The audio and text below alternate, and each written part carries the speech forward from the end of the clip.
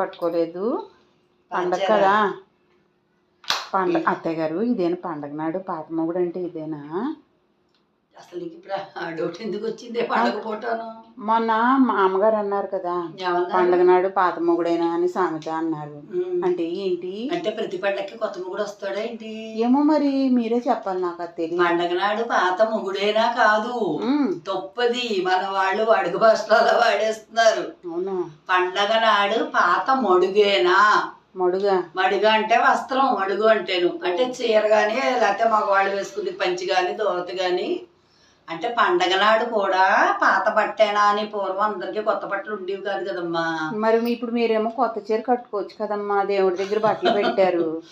దేవుడి దగ్గర ఉండని అలాగే నష్టమే ఉంది. కట్టుకుంటారు కదా పండక్కి. మరి నువ్వు కట్టుకున్నావు కదా, నువ్వు కట్టుకుంటే నేను కట్టుకున్నట్టే. ఏం కాదు, మీరు కట్టుకోవాలి, కట్టుకోండి. నేను కట్టుకోవాలా? పర్వాలేదే. అందుకే మరి పండగ ఏ చీర అయితే ఉందమ్మా. అందుకే పండగ నాడు పాత మొగుడు కాదే, పాత మడుగు. నీ స్నేహితులు ఎవరైనా ఈసారి ఎప్పుడైనా అంటే చెప్పు, అత్తయ్య గారు చెప్పారు ఇలాగా. మడుగు అంటే వస్త్రం. పూర్వం ఇంటి పాపం డబ్బులు ఉండేవి కాదు కదా అందరి దగ్గరను. అది చీర గాని ఆ పంచలు గాని కొనుక్కునేవారు కాదు. ఆ పాత బట్టతోటే ఉంటే పండగ నాడు కూడా పాత మడుగేనా అనేవారు.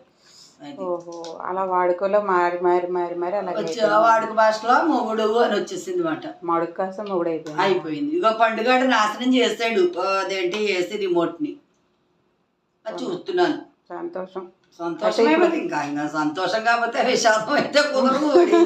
సంతోషమే మరి. అంతే. సరేలే, దీపాల వేళ అయ్యింది. పేరెంట్ వాళ్ళు వచ్చేస్తారు కదా. మరి నేను అన్ని సిద్ధం చేసేస్తాను. శుభ్రంగా చారిడేసి పసుపు కుంకుమ వేసాను. ఏదో రిటర్న్ గిఫ్ట్లు, దెబ్బ గిఫ్ట్లు అవి ఇచ్చుకోకూడదు.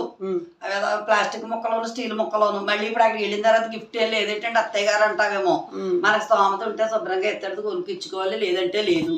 అత్తయ్య గారు, ఈ మధ్యన అంటే చిన్న చిన్న సీసాల్లో పసుపులు కుంకాలు వస్తున్నాయి. అవి గిఫ్ట్ ఐటమ్స్ అంటూను. ఏమో, ఏదో వాళ్ళకి ఎక్కువైంది చేసుకుంటున్నారు. అవన్నీ దేనికి ఉపయోగిస్తాయి చెప్పు? ఇంటికి తెచ్చుకున్నాక ఇంకో మన ఇంట్లో ఉన్నాయి.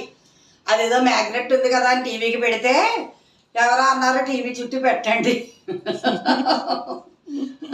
నిండు మొత్తలాగే ఉంటుంది, ఇంకెప్పుడు పాడవద్దని చెప్పారు సలహా. ఇంటికి వచ్చిన ఆయన ఎవరోనో. అలాగా అవి ఏం వద్దు, చక్కగా పసుపు కుంకుమ. నేను అన్ని పొట్లాలు కట్టేశాను పూర్వ పద్ధతిలో. మొన్న మన ఇంట్లో జరిగింది కదా, మన అమ్మవారు వారాహి అమ్మ కుంకుమ కూడా చిన్న చిన్న ప్యాకెట్లో వేసాను. శనగలు అన్ని ప్యాకింగ్ చేసేసాను. జాకెట్ మొక్కలు అన్ని అక్కడ రెడీగా పెట్టాను. నువ్వు మీ ఆడపడుచు చక్కగా వచ్చిన వాళ్ళందరికి బొట్టెట్టి నువ్వు కొంచెం మందికి, అది కొంచెం మందికి ఇచ్చుకోండి.